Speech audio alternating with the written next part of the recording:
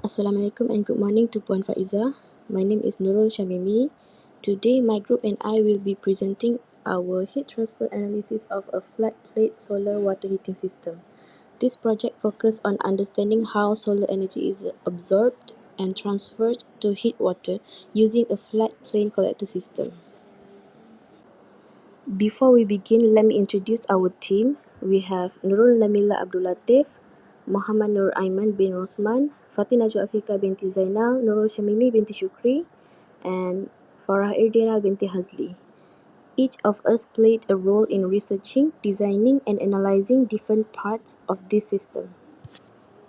For introduction, this project analyzes heat transfer in a flat plate solar water heating system using both theoretical calculations and simulation tools. By applying principles of conduction and convection, the study aims to evaluate system efficiency and enhance understanding of sustainable thermal energy applications. Assalamualaikum, I am Nur Nabila and I will continue this presentation by explaining the objective of this assignment. The first objective is analyzing heat transfer process for conduction and convection within a flat plate solar water heating system to evaluate thermal efficiency. The second objective is conducting simulation using software such as ANSYS Fluent or SolidWorks and comparing the result with theoretical calculations to understand performance and energy loss. In this presentation, we will explain about the theoretical calculation so that we can compare the value to the simulation value. Next is design and modeling, where we discuss about the dimension of each part in the system. And last one is simulation setup, which we will explain how we run the simulation. Moving on to the working principles, which have three parts. The first part is absorption of solar radiation. In this part, the black absorber plate captures solar energy and converts it into heat. The second part is heat transfer. In this part, the absorbed heat is transferred to the water flowing inside tubes through thermal contact. The third part, which is the last part, is conduction and convection. In this part, heat is conducted through the collector material and transferred to water and air by convection.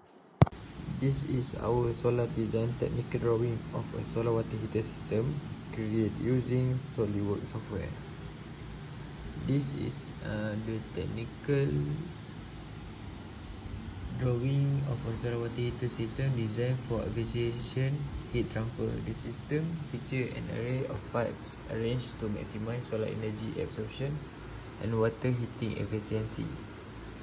For the top view, the overall length of the system is 2840 and the width is 1370. The main heating pipes have an outer diameter 28 mm, which a supporting structure extending 20 meter on both ends. The total heating area wide is 1824. Additional structure and pipe components are clearly dimensioned.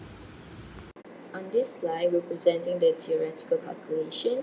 So this is the data given and the thermal conductivity, and since it's a cylinder, we'll be using pi dl, and the thickness, T surrounding, T ambience. So the total area would be 6.24244, and the convection coefficient is 45. So to find the rate of heat transfer convection, we'll be using HA, T surrounding minus T ambience, and we'll get 16.478 kilowatt. And for conduction, we'll use KA, Ts minus T ambience over the thickness, and we'll be getting 26432.78. For the first image, it displays the static temperature contour on the heated surface along the velocity vectors. The temperature distribution is fairly uniform, ranging between 301 Kelvin and 358 Kelvin, with hotter regions shown in red and cool zones in blue.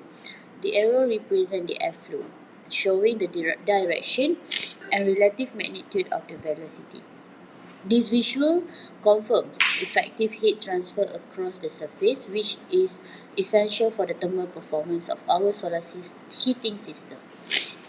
Okay, for the graph, it shows the convergence history of our simulation over 25 iterations. It's about 100 iterations, but it's only show over 25.